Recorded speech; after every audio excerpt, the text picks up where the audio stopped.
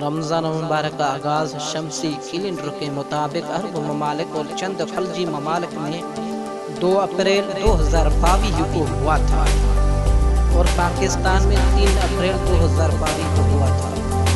جس کے مطابق اگر 30 روزے ہوئے تو عید 2 مئی اور 3 مئی کی ہوئی، لیکن اگر 29 کا چاند نظر آیا تو عید فطر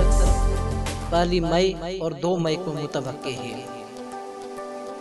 اسی حوالے سے سعودی عرب ماہر فلکیات کا کہنا ہے کہ سعودی عرب میں عید 2 مئی بروز پیر 2022 کو متوقع ہے، کیونکہ اس مرتبہ چاند 30 دن بعد نمودار ہوگا۔ متحدہ عرب امارات کے ماہر فلکیات ابراہیم الجرون نے بھی پیشن گوئی کی ہے کہ اس سال رمضان میں 30 روزے ہوئے اور عید الفطر پیر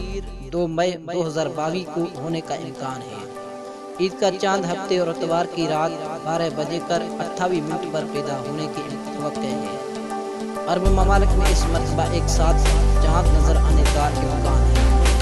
پاکستان میں عید 3 مئی روز منگل کے دن متوقع ہے، لیکن حتمی فیصلہ رابط ہلال کمیٹی